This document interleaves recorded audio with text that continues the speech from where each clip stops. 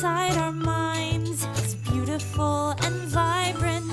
We're not the problem. No! Society is, so throw our own party. You're only invited if brain diversity is something you find exciting.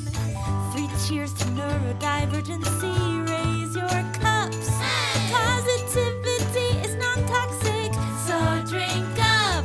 Here at the Rainbow Connection. Rainbow Connection. Hello, all you beautiful people, and welcome to Rainbow Connection, your source for non-toxic positivity for neurodivergent brains and those who love them. Today, I wanted to do just a quick micro episode, if you will, and it's going to be a personal one because, as you may have seen from the title, I had a very interesting day today. I was undiagnosed with ADHD today. And so I just wanted to talk you through what the hell does that even mean? What does it mean for me? How am I feeling? And also, what does it mean to have a diagnosis? How important is a diagnosis? Does this change in diagnosis change who I am? Spoiler alert, it doesn't. But I can understand how some people might feel like it does. And I am kind of grappling with that right now. So I just wanted to talk through it while it was all fresh in my mind. So yeah, let's jump right in. I sought out a medication consult with a psychiatrist for reasons that I've mentioned in other episodes. I want to come off Adderall, and I just didn't feel like my PCP, my primary care physician, was really getting the job done. I personally don't believe that PCPs should be allowed to prescribe mental health medication, and that belief was confirmed and strengthened today. So I went into this medication consult this morning thinking that we were going to, talk about the Adderall, talk about my low mood. Maybe the psychiatrist would be able to recommend something that would help the transition of coming off Adderall. Is there another medication that I could take short term to help me feel better? I don't know. I knew that they were going to bring up my marijuana usage, which was incredibly regular, possibly excessive up until late February. I quit using marijuana late February for lots of reasons. I'm not anti-drug. Well, let me rephrase that. I'm not anti-marijuana, and I think it should be legal. I think people should be allowed to use it if they want. And it just wasn't working for me at this stage in my life. It had turned into more of a mental addiction than a fun hobby. So I decided to stop using that because I wasn't able to use it wise-mindedly anymore. And so I am currently, essentially detoxing from THC, some hardcore THC usage, and I'm also coming off of Adderall. And not insignificant, I also went off birth control in January for the first time in 20 years. So my body is getting used to not having a lot of things that it was very used to having. So I planned on going into this medication consultation to talk about all those things. And I'll be honest, I felt like I was going in on the defense. I was expecting more of the same as I got from my PCP. I was a little disheartened that I was meeting with a male provider, just because, women's experiences can just be so different. But the provider who I met with, he was a psychiatrist, and he did a really great job of listening to me, explaining things to me in a way that I could understand, answering questions that I didn't even realize I should be asking. So overall, it was a really positive experience. So basically, I went in there. I had to do a phone intake. So I talked to I'm not sure what they were, some sort of intake coordinator, just asked me a whole bunch of questions. And so I answered all those questions. And then prior to my appointment, the psychiatrist reviewed all of my medical history that was available to him, which fortunately, my primary care doctor and my therapist up until recently were all in the same medical system.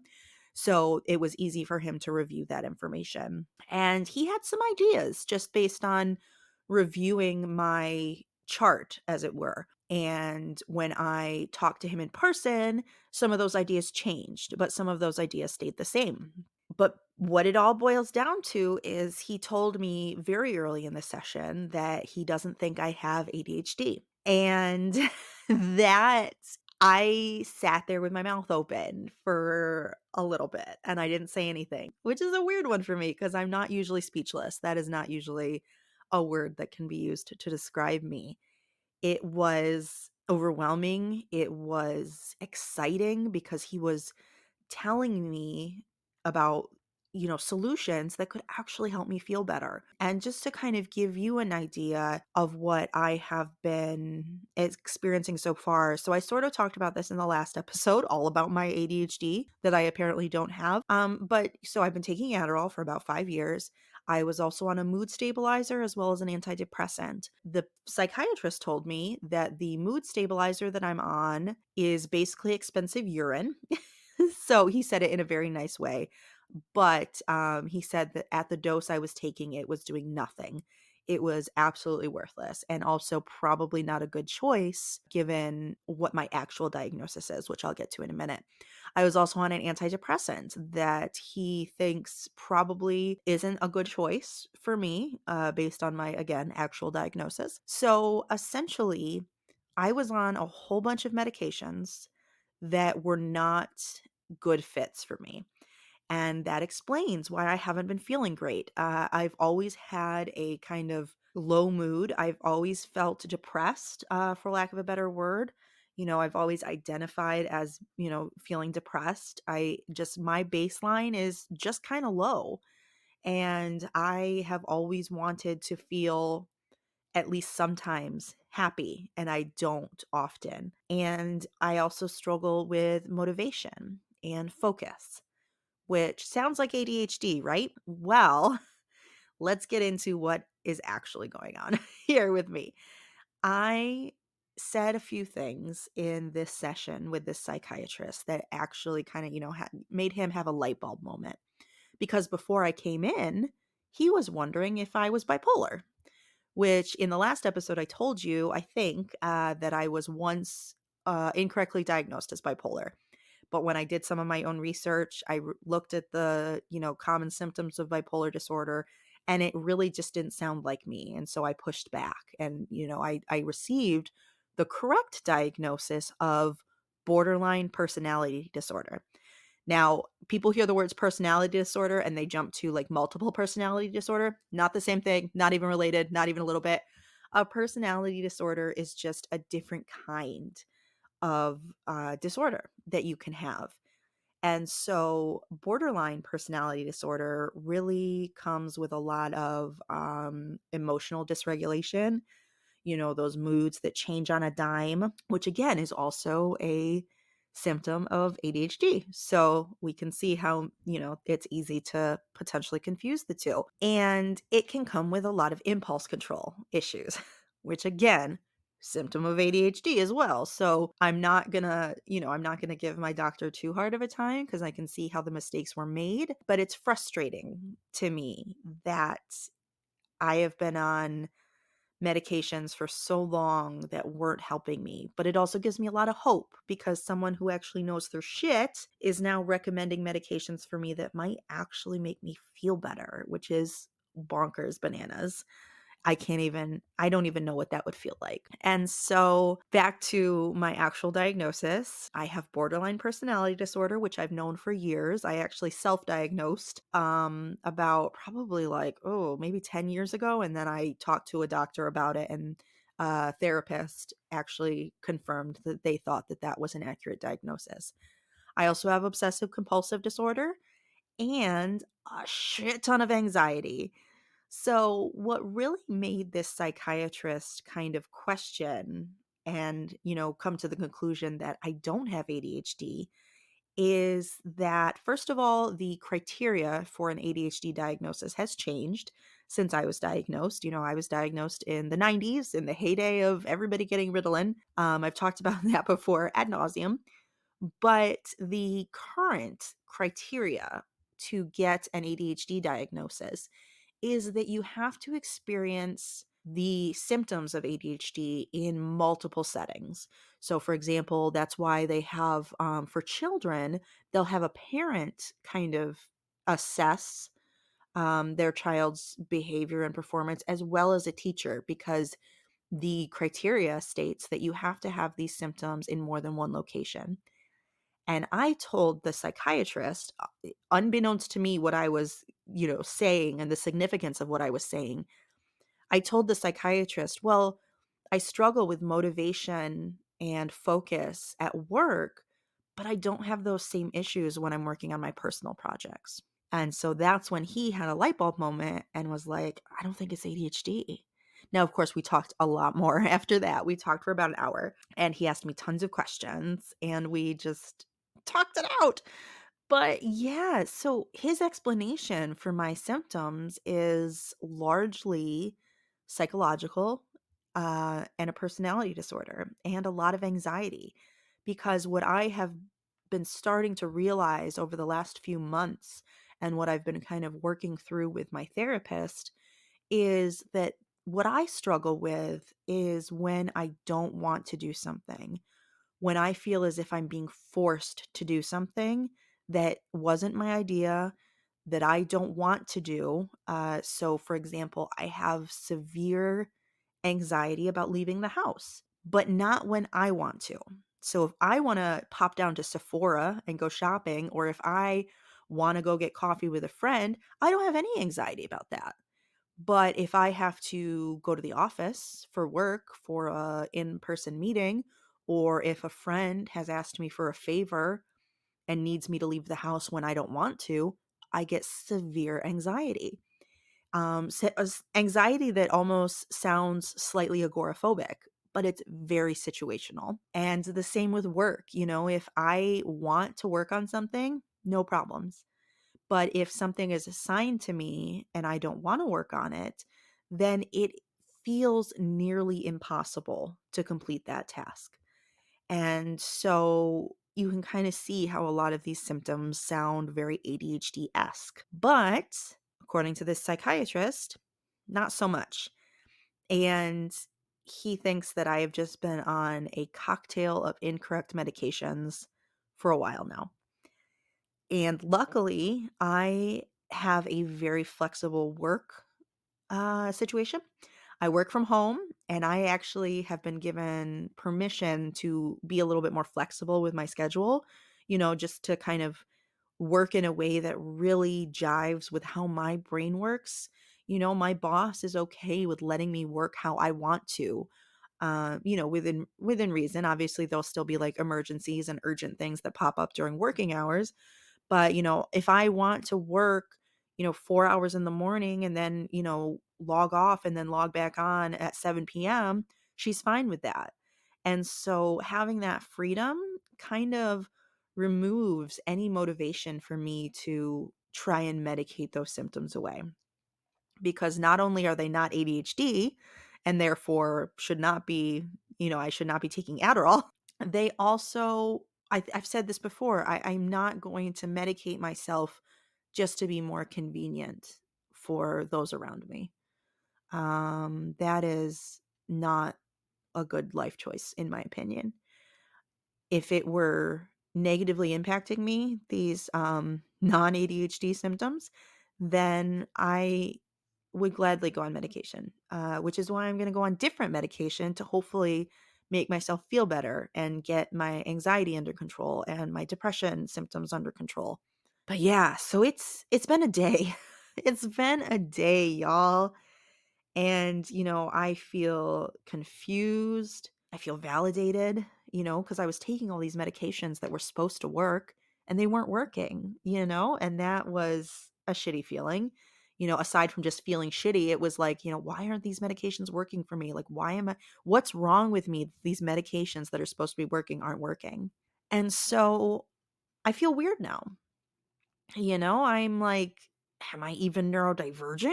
Which, yes, I personally, some people may want to argue with me. I personally still identify as neurodivergent because my brain is not neurotypical. Now I personally believe that maybe everybody is a varying level of neurodivergent, but that's a conversation for another episode. So yeah, still neurodivergent over here, still marching to the beat of my own drum. But also it's strange because this was a big part of my identity. I connected with people. I, bonded with people. I had this shared experience. And ADHD is more and more so very common. It's getting a lot of talk. It's in the media. Celebrities are sharing their experiences. And I don't hear a lot about borderline personality disorder. It's not the sexy new disorder. So the sense of community is kind of feeling a little less. I'm like, "Oh no, who am I going to connect with now? Where do I find the BPD people? Where do I find those people? I don't know." And that feels weird. So I'm a little like, I feel strange because in 1 hour, this piece of my identity has been like taken from me.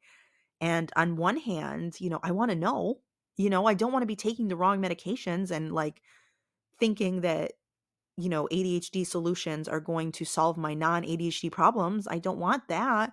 But it is weird. It is weird because it's like, I feel like I just found out that like my parents weren't my parents. Like, it's like, which probably sounds so strange because you're like, oh, it's just a diagnosis. What does it matter? But it was a big part of my personality. It's what led me to start this podcast.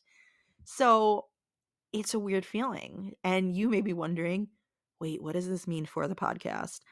Good news, I'm not going anywhere. I'm not going anywhere.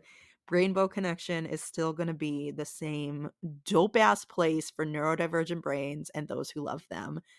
It's just going to mean, maybe we talk to more types of people. Maybe we expand the definition of what neurodivergence means to Brainbow Connection. We've already talked to some people that weren't neurodivergent. That episode will come out next week, but you know, it just means that everybody's experience is different.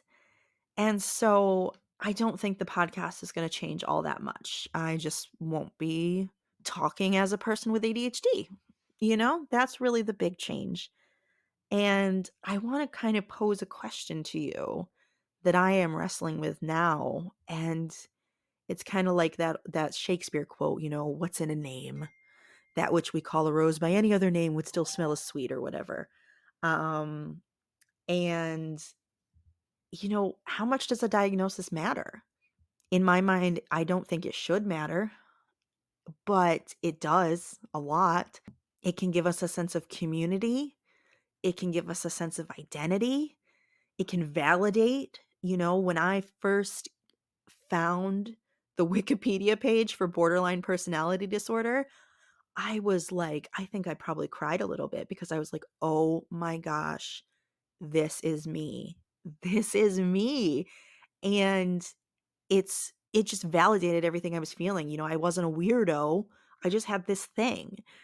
Same when I started doing research on ADHD. I was like, oh, this is I'm not like a lazy piece of shit. This is actually just, neurodivergence, just ADHD. And so diagnoses can be really important in that way.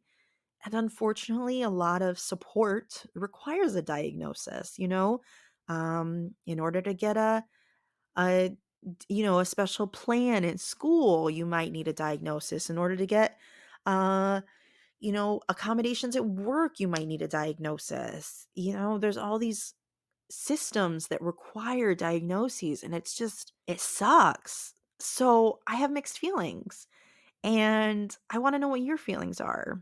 And I just want everybody to understand that, oh, I don't know. My thoughts just left me. My thoughts just left me.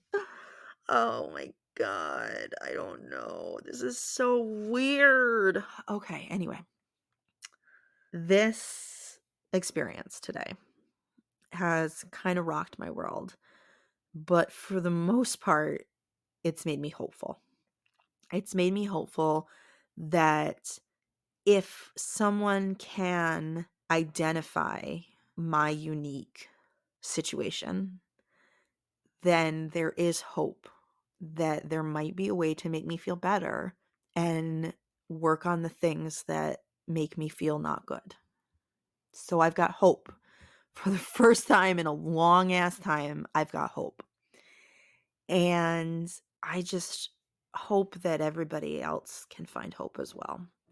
So first things first, I would love to know if there are any other BPD baddies out there listening to this podcast.